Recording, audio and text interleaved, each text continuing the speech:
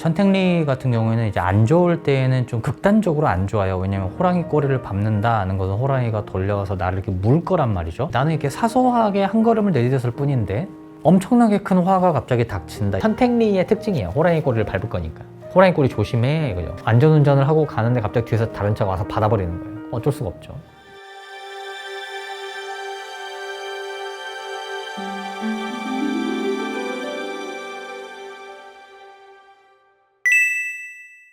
천택리 2효.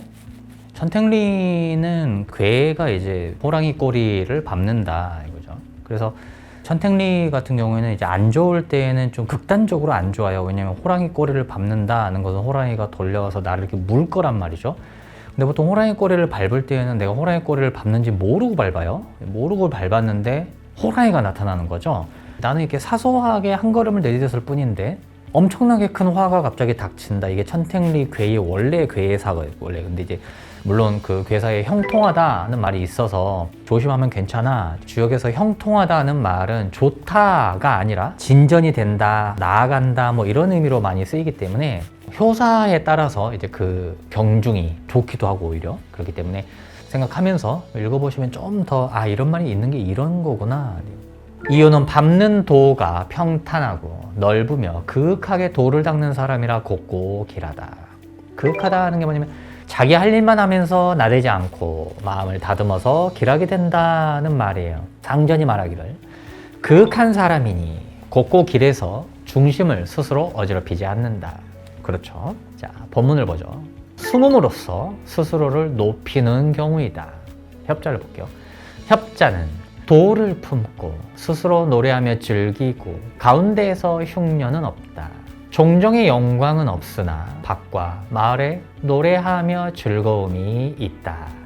종정이라는 건 뭐냐면 사람이 업적이 있으면 그 업적을 이렇게 종처럼 생긴 항아리에다가 이렇게 이게 이제 그 종이라고 할 수도 있고 항아리라고 할 수도 있고 그릇이라고 할 수도 있고 뭐 향로라고 할 수도 있고 여기에 옛날에는 그 업적을 이렇게 새기는 게 있었어요.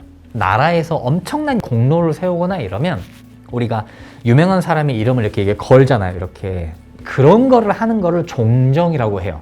근데 그런 종정의 영광은 없으나 밭과 마을에서 노래하며 즐거움은 있다.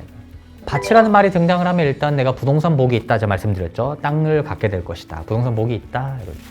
도를 품고 스스로 노래하며 즐기고 가운데서 흉년은 없다. 자, 풍성하다 또는 평범하다 뭐 그렇게 말해도 되는데 굳이 흉년은 없다 이렇게 말을 하는 것은 자 흉년과 같은 어떤 좀 불허할 수 있는 그런 일들이 생길 수도 있지만 힘든 일이 생기지만 그거를 내가 없앤다 넘어간다는 말이에요.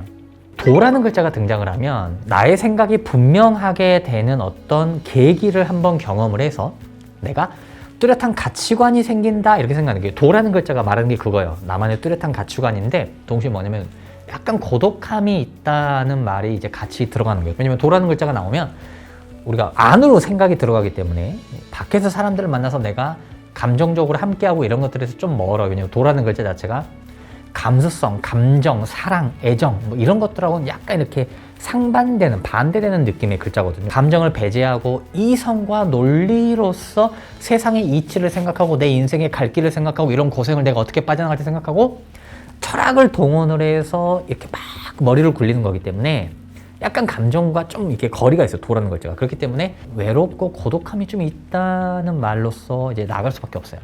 그럼에도 불구하고 이제 문맥의 마지막이 노래하며 즐겁다는 말이 등장을 하잖아요. 그러면은 마을 사람들과 함께 모여서 잔치하고 노래하고 그러면서 즐기는 것을 즐겁다라고 말하는 거예요. 그래서 제가 모든 번역에 노래하며 즐거움이라고 같이 노래라는 말을 넣어놓은 거예요. 내가 나서서 노래를 하지 않더라도 그런 것들을 좋아하는 거예요. 오늘날 치면 연예인을 좋아하는 것도 됐어요. 연예인 노래 너무 좋아. 자, 이것도 같이 포함이 되는 거예요. 그런 것들을 내가 즐기면서 산다. 이거죠. 문맥의 흐름이 즐거움은 있는데 살짝 고독한 약간 그런 느낌이 있어요. 불협자로 가보죠. 맑고 한가한 사람으로 많이 만들어지고 시작이 조금 안 좋네요. 한가하다는 말은 할 일이 없다. 뭔가 하는 일이 없다. 이 말이에요. 거기다가 맑아요. 제가 말씀드렸죠. 맑다는 것은 사람이 순수하다 이런 것도 되지만 국을 먹으러 가는데 거기에 건더기가 없다. 물밖에 없다. 영광도 욕됨도 더해지지 않으며 배부르고 따뜻함은 구할 수가 없다. 이 문맥을 좀 더 쉽게 쉽게 좀 더 이렇게 한번 읽어보면 이렇게 읽혀요. 청렴하여 하는 일 없이 한가한 사람으로 많이 만들어져서 영광이 잠깐 있으나 모욕으로 끝나므로 가진 것이 없는 세상에서 배부르고 따뜻한 일상은 구할 방법이 없다. 자, 이렇게 읽혀요. 문맥으로 보면.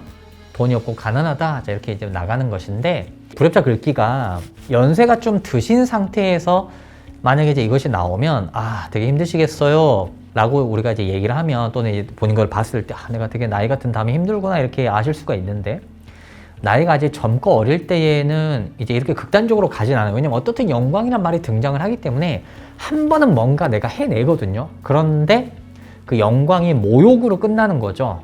망한다 이거예요. 뭔가를 구할 방법이 없어서 결국에는 이렇게 한가하게 되는, 한가하다는 게 뭐예요? 할 일이 없고 하는 일이 없고 할 수가 있는 게 없고 게으르게 되고 나태하게 되고 나도 모르게 그냥 누워있게 되고 이런 일들이 일어난다 이거예요. 만약에 내 선천에서 이 법문이 나왔다 그러면 좌절하지 마시고 협자로 이동을 할 방법을 찾으셔야 돼요. 노력을 통해서. 어떤 노력이에요? 운을 보는 거죠. 계속. 노력은 내가 하지만 결과는 하늘에 달렸다. 이것이 모든 세상의 이치를 통틀어 넣었던 하나의 괴거든요. 노력이라는 건 그러면 어떻게 해야 돼요? 운을 보고 노력을 해야 돼요. 운세를 보고 대운의 흐름을 봐서. 괜찮은 때가 있으면 내가 그때에 협자로 이동을 하려고 한다든지 또는 대운의 불협자에서 좋은 걸 쓰려고 한다든지 또는 내가 협자인데 안 좋으면 불협자에 좋은 걸 쓰려고 한다든지 그렇게 했을 때 인생을 진정으로 개척할 수가 있는 것입니다. 세운으로 가볼게요. 재직자라면 기람이 멈추는 조짐이 있다. 안 좋네요. 자, 학습자라면 만나기 어려운 탄식이 있다. 만남이 어렵다고? 이게 뭔 말이야?